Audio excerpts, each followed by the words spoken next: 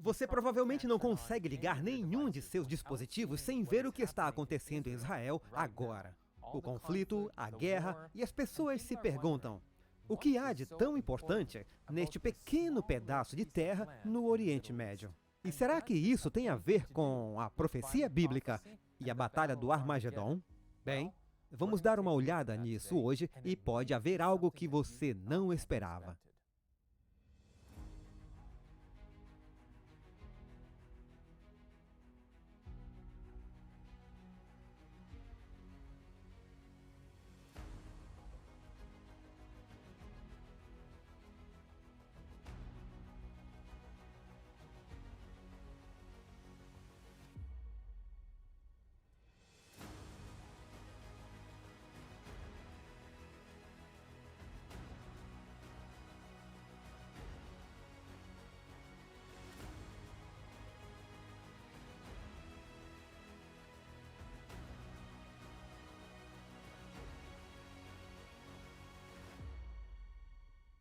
Agora, antes de respondermos a pergunta se isso nos afeta agora no fim da profecia bíblica, temos que ir para o início da história. E a história começa com um homem chamado Abraão. Foi prometido a Abraão esta terra chamada Canaã. E a Bíblia diz, Deus diz a ele que a sua semente seria numerosa como a areia do mar. Agora, Abraão estava questionando, porque a sua esposa Sara já estava velha demais para ter um filho. Então a própria Sara recomendou, por que você não possui uma das servas e tem um filho com ela? Então ele acabou fazendo isso, e o nome desse filho se chamava Ismael. Só depois o filho original que Deus prometeu de Sara veio e seu nome era Isaque. Então temos Ismael e Isaque, esses dois irmãos, e por quase toda a eternidade, esses dois irmãos estiveram em guerra. E até mesmo seus descendentes estavam em guerra porque ambos acreditavam que a herança desta terra era deles. Porque ambos eram descendentes de Abraão, como eram de fato. Então, como isso nos afeta agora? Para continuar a história, vamos para o livro de Juízes. Então, em Juízes 6, versículos 3 e 4, diz o seguinte: porque sucedia que, semeando Israel, os midianitas e os amalequitas e também os do Oriente contra ele subiam. E punham-se contra ele em campo, e destruíam os frutos da terra até chegarem a Gaza, e não deixavam mantimento em Israel, nem ovelhas, nem bois, nem jumentos. E vemos algo muito parecido com isso hoje em Gaza. Então, quando olhamos para esse verso, ele chama essas pessoas, os midianitas e os amalequitas, os filhos do Oriente. Agora, quem são esses filhos do Oriente? Vamos a Juízes capítulo 8. A partir do verso 23. E Gideão disse-lhes, não reinarei sobre vocês, nem meu filho reinará sobre vocês, o Senhor reinará sobre vocês. E Gideão prosseguiu, só faço a vocês um pedido, que me desse cada homem os brincos da sua presa, pois eles tinham brincos de ouro, porque eram ismaelitas. Então vemos aqui que esses filhos do Oriente são ismaelitas ou descendentes de Ismael, que era um filho de Abraão. Então essas pessoas do Oriente terão algo para fazer no final da história na profecia bíblica? Bem, vamos prosseguir. Gênesis 16, verso 12. E ele será um homem selvagem, sua mão será contra todos os homens, e a mão de todos os homens contra ele. E ele habitará na presença de todos os seus irmãos. E vemos exatamente isso com os descendentes de Ismael, que se tornaram os maometanos, ou o Império Otomano, ou o Islã moderno. Então, vemos que eles estão contra todos os homens, e a mão de todos os homens está contra eles. E também diz que eles vivem na presença de seus irmãos. Então, temos essas duas linhas, os ismaelitas e Isaque, que se torna Israel. E vemos isso agora em Israel, porque eles estão morando na mesma área e estão lutando por essa mesma área. Então, agora vamos voltar para Juízes 8 e diz o seguinte no versículo 5. Disse ele aos homens de Sucote: peço a vocês um pouco de pão para as minhas tropas. Os homens estão cansados, e eu ainda estou perseguindo Zeba e Zalmuna, reis de Midian. Então, o que vemos neste verso é que os filhos do Oriente têm reis sobre eles. Então, vamos voltar 2 capítulos para obter um pouco mais de informação. Porque sucedia que, semeando Israel, os midianitas e os amalequitas e também os do Oriente contra ele subiam. Esse verso acabamos de ler. Prosseguindo ao verso 4, e punham-se contra ele em campo, e destruíam os frutos da terra até chegarem a Gaza, e não deixavam mantimento em Israel, nem ovelhas, nem bois, nem jumentos. Agora, indo para o verso 5, vemos algo muito interessante. Porque subiam com os seus gados e tendas, vinham como gafanhotos em grande multidão que não se podia contar, nem a eles nem aos seus camelos, e entravam na terra para a destruir. Então vemos aqui no verso 5 que esses filhos do Oriente, esses ismaelitas e seus descendentes, são comparados a gafanhoto ou locusta. E isso é muito importante se tratando de profecia bíblica. Então vamos dar uma olhada em algo muito interessante aqui. Esse é um mapa da localização dos gafanhotos e dos muçulmanos, e é estranhamente semelhante. Então podemos ver aqui que até mesmo na Bíblia, a representação dessa criatura com essas pessoas, ela tem essas semelhanças, atravessa e dizima seu caminho. Então agora que vemos esse poder, que é descrito como um gafanhoto, em que outro lugar isso aparece na Bíblia? E será que isso tem alguma coisa a ver com o que está acontecendo agora? Então vamos dar uma olhada em Apocalipse 9, onde isso aparece novamente. No versículo 1 diz: o quinto anjo tocou a sua trombeta, e viu uma estrela que havia caído do céu sobre a terra. A estrela foi dada à chave do poço do abismo. Quando ela abriu o abismo, subiu dele fumaça como a de uma gigantesca fornalha.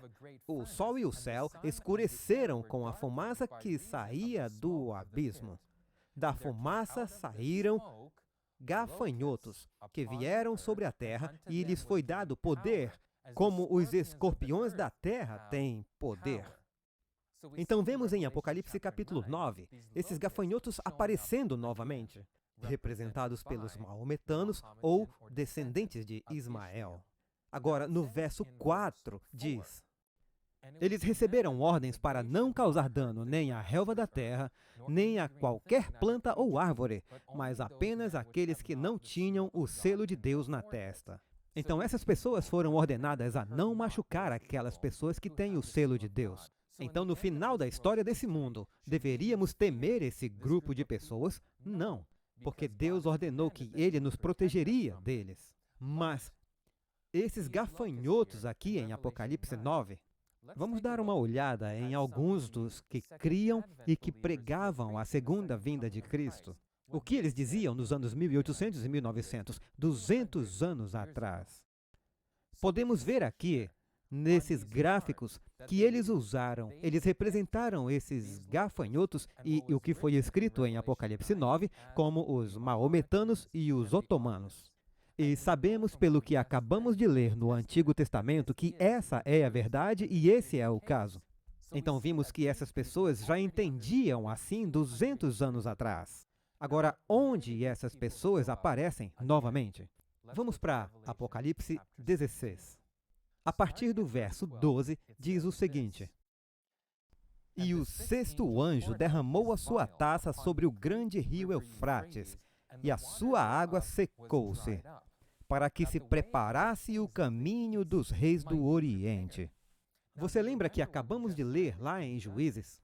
Esses filhos do Oriente, com esses reis, representam os descendentes de Ismael, ou as nações muçulmanas. Portanto, vemos aqui em Apocalipse 16, essas pessoas do Oriente. Então, qual o papel delas e o que elas vão fazer? Vamos continuar nos próximos versos.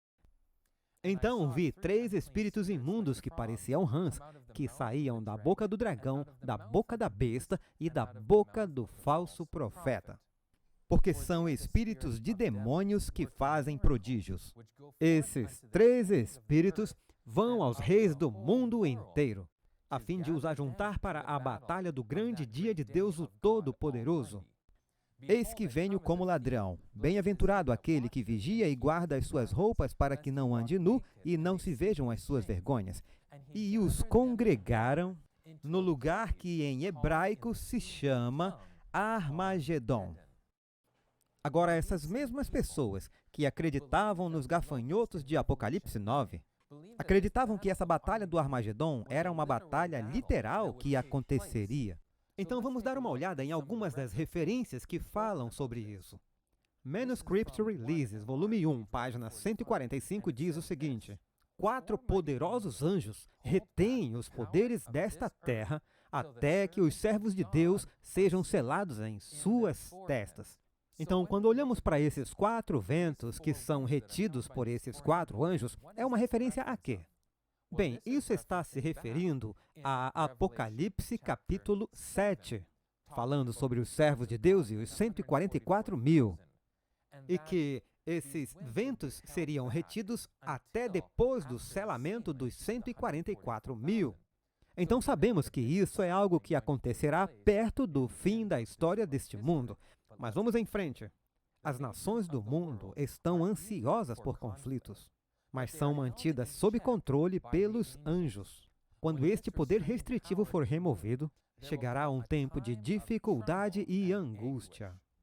Instrumentos mortais de guerra serão inventados. Navios com cargas vivas serão sepultados nas profundezas. Todos os que não têm o Espírito da Verdade unir-se-ão sob a liderança de agências satânicas. Mas elas devem ser mantidas sob controle até que chegue o tempo da grande batalha do Armagedon. Então aqui vemos o que está escrito, que há uma batalha literal onde grandes instrumentos de guerra serão usados, e isto é o que é representado pela contenção dos 4 ventos. Essa batalha não aconteceu porque Deus ainda não soltou esses ventos para a terra. Vamos para outra referência em um livro chamado Daniel e Apocalipse. Os reis do Oriente, as nacionalidades, os poderes e os reinos que se encontram a leste da Palestina terão um papel importante na questão. Pois Joel diz a respeito dessa cena: despertem os pagãos e subam ao vale de Josafá. Os milhões de muçulmanos da Pérsia, Afeganistão, Turquistão e Índia correrão para o campo da conquista em nome de sua religião. Portanto, vemos aqui que essa batalha acontecerá neste local com essas pessoas chamadas de povo do leste ou muçulmanos. Agora, quando falamos sobre Apocalipse 16 e as pragas, precisamos entender algo muito importante, que é o contexto de Apocalipse 16 e a quem isso se aplica. Portanto, vamos voltar ao versículo 1. Então ouvi uma voz que vinha do santuário e dizia aos 7 anjos: vão derramar sobre a terra as 7 taças da ira de Deus. Então aqui vemos essas taças, ou este cálice, cheio do vinho da ira de Deus, que será derramado sobre quem? Vejamos no próximo verso. O primeiro anjo foi e derramou a sua taça pela terra, e abriram-se feridas malignas e dolorosas naqueles que tinham a marca da besta e adoravam a sua imagem. Então essa ira de Deus está caindo sobre o povo com a marca da besta. Então aqui temos essa conexão. Essas pragas são referidas como a ira de Deus e elas vão para a besta e as pessoas que adoram a besta. Agora, o que mais é dito na Bíblia sobre essas pessoas? E é muito interessante. Vamos até Apocalipse 14. Verso 9. Um terceiro anjo os seguiu, dizendo em alta voz. Estamos falando das 3 mensagens angélicas. Se alguém adorar a besta e a sua imagem e receber a sua marca na testa ou na mão, também beberá do vinho da ira de Deus. Mesmas palavras de Apocalipse 16, que foi derramado sem mistura no cálice da sua ira. Será ainda atormentado com enxofre ardente, na presença dos santos anjos e na presença do Cordeiro. E a fumaça do tormento de tais pessoas sobe para todo o sempre, não há descanso dia e noite, para todos os que adoram a besta e a sua imagem e para quem recebe a marca do seu nome. Então vemos a ira de Deus novamente sendo dita nas mensagens dos 3 anjos. Também vemos algo interessante que é o fogo, o enxofre e a fumaça. Agora, o que são esses símbolos? Então vamos para Apocalipse 13 por um segundo. E quando formos lá, vamos ler o versículo 1 e encontraremos algo interessante. E pus-me sobre a areia do mar e vi subir do mar uma besta que tinha 7 cabeças e 10 chifres. Agora, sabemos pelo estudo da profecia que uma besta representa um reino político. E aqui vemos este mar do qual essa besta surge. Mas como sabemos o que este mar ou este símbolo representa?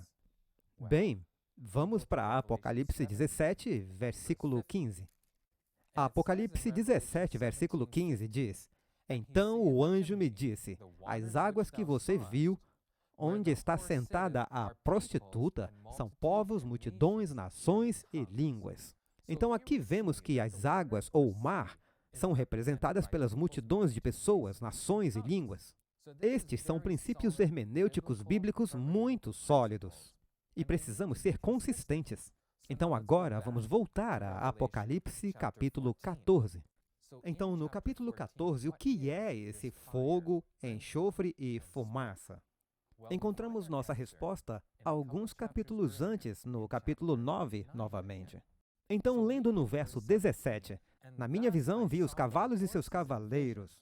Os cavaleiros tinham no peito couraças vermelhas como fogo, azuis como safira e amarelas como enxofre. A cabeça dos cavalos era como cabeça de leão, e da boca deles saía fogo, fumaça e enxofre. Por essas 3 pragas, a terça parte da humanidade foi morta, pelo fogo, pela fumaça e pelo enxofre. Então aqui vemos as nossas definições. Em Apocalipse 14, na mensagem do 3º anjo, diz que as pessoas que adoram a besta recebem fogo, enxofre e fumaça, que é a ira de Deus. E aqui em Apocalipse 9, acabamos de falar que isso representa os maometanos ou o Império Otomano.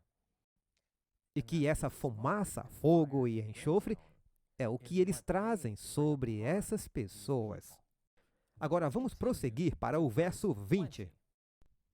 E o resto dos homens que não foram mortos por essas pragas. Então, essas trombetas, que é do que estamos falando aqui em Apocalipse 8 e 9, são as 7 trombetas, são chamadas de 7 pragas.